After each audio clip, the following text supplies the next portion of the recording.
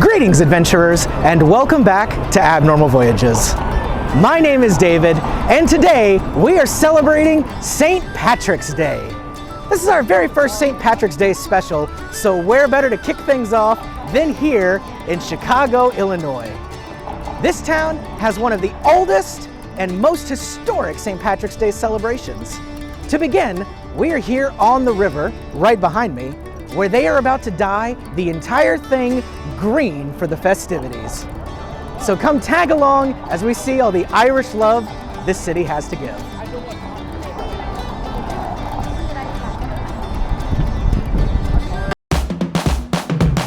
We're going to a place that you've never heard of before. It's Abnormal Voyages.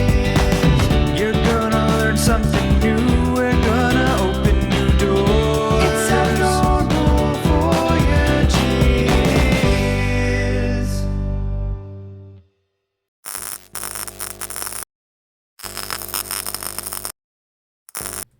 Here is a final view of the river before it gets dyed bright green. As you can see, there are plenty of people on all sides excitedly awaiting to see the wonderful color begin to arrive. A lot of people arrive hours and hours in advance just to get a good spot. But I think we have time for a drink. There's certainly no lack of great Irish pubs to choose from here, and we decided to begin at Miller's Pub. It has everything you could want in a classic pub.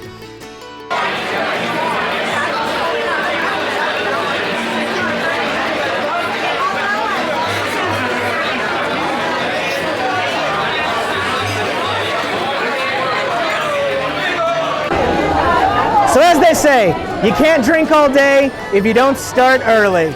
Cheers to St. Patrick's Day!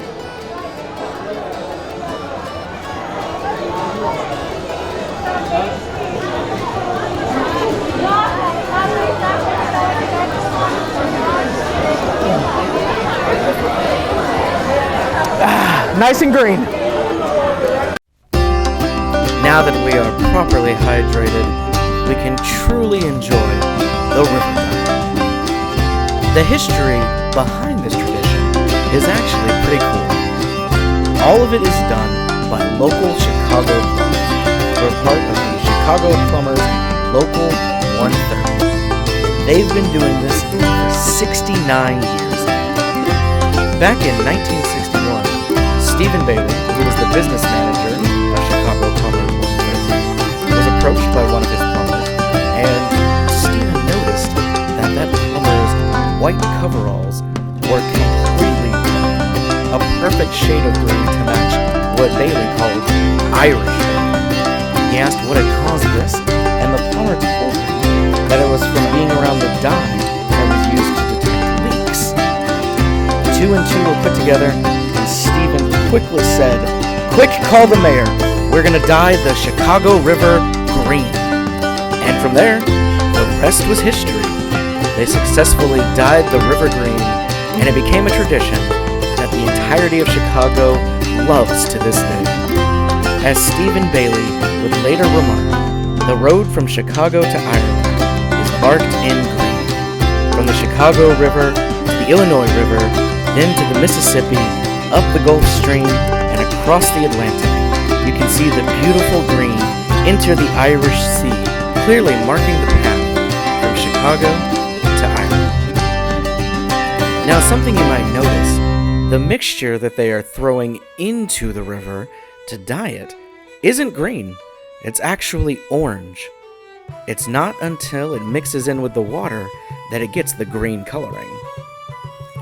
This special dye is no longer the same thing they use to detect leaks. It's a variation of that. It is vegetable-based, and they call it leprechaun dust. This is all they ever use it for, is dyeing the river, and they've made sure that it is completely safe for the environment and all the fish and ducks that call the Chicago River home. With some of the older and less environmentally safe formulas, the river would stay green for up to a week and not be quite as bright. today, with the new leprechaun dust, the river gets its super bright color, but it only lasts for about 5 or 6 hours, sometimes up to a day or so, just depending on river conditions and how things flow. So that just means if you want to see this amazing sight for yourself, you've got to be here the Saturday before St. Patrick's Day. Several other cities have tried to duplicate this to get their own bright green water, whether it be in a river or fountain or really any kind of body of water near them. And it doesn't seem like anyone can quite succeed to the same level as Chicago. This is due to the fact that their dyeing formula is still a very closely guarded secret. Of course, if you ask the Plumbers 130, they say that that's just a little bit of luck and the magic of the leprechaun. I guess they decided to bless Chicago. Either way, it's an amazing sight that I think anyone who sees definitely counts themselves as very lucky. And as a quick tip, though there are plenty of places to see the river dyeing from the shore, there are a few select boats that you can purchase a ticket and actually be on the river as it's dyed and mixed up. You can see them in the background there with plenty of people all dressed in green, getting as close as they can to the river without jumping in and going for a swim.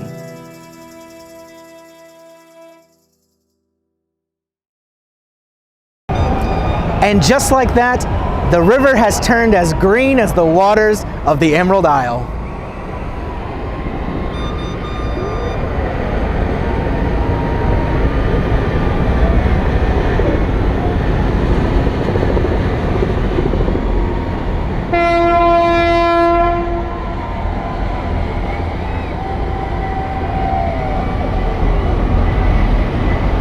The festivities are well underway, and I think it's time now for a drink.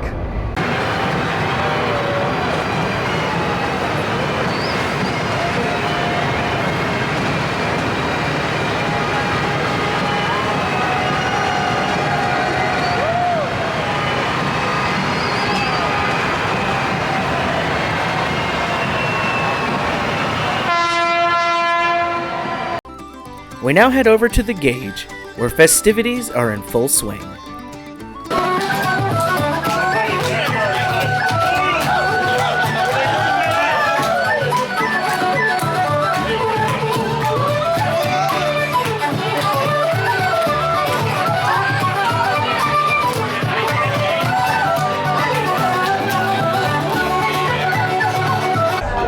So our next drink up, we have a house-made Irish cream.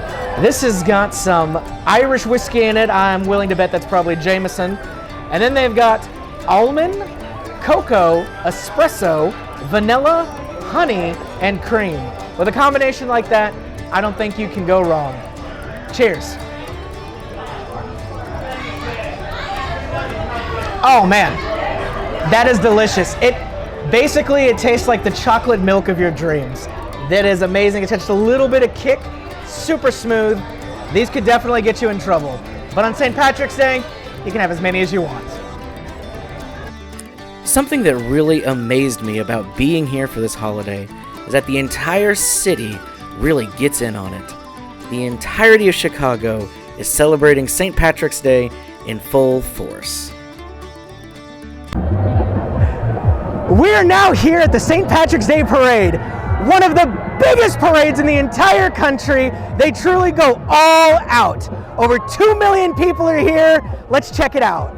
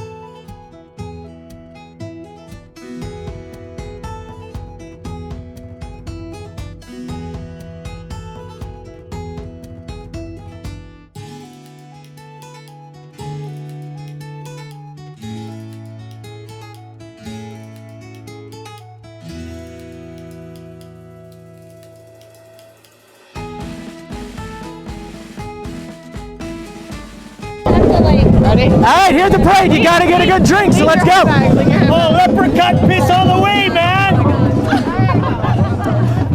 That's how you do St. Patrick's Day in Chicago.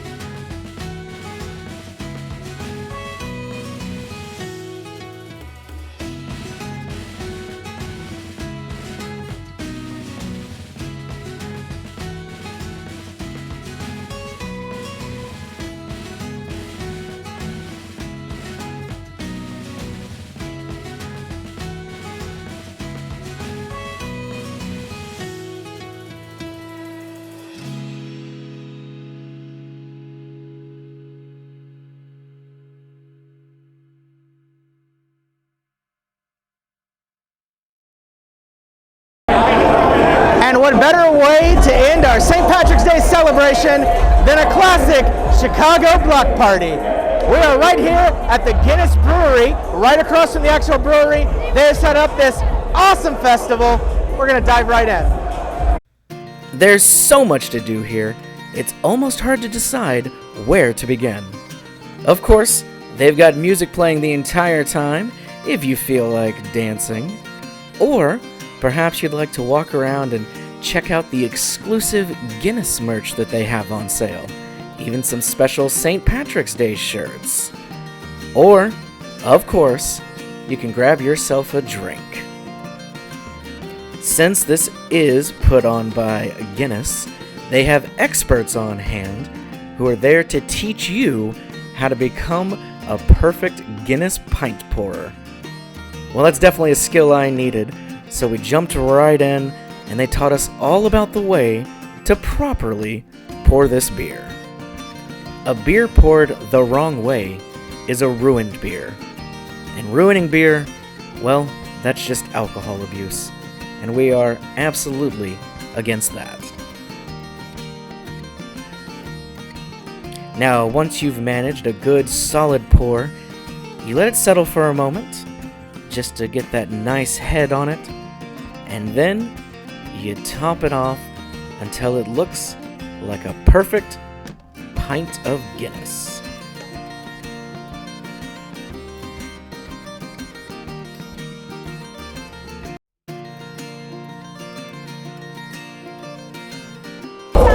So now that I am certified in how to pour the perfect pint, that's a refresher just in case, I have a certificate from Guinness that says I am certified as the perfect pint pourer. So invite me to your next parties, alright?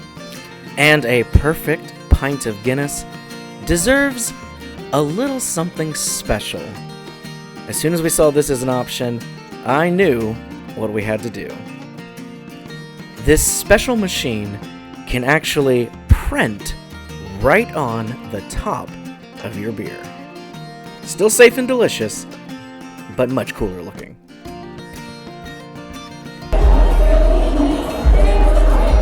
And we had to end our celebration with the perfect beer, a genuine Guinness with a little Abnormal Voyages extra. Happy St. Patrick's Day, everybody. Tastes like adventure. Well, that's all the time we have for today. If you enjoyed this, make sure you hit that like button, subscribe, and comment where you want to see us go next. My name is David, and this has been Abnormal Voyages. Thanks for tagging along, and may the luck of the Irish be with you.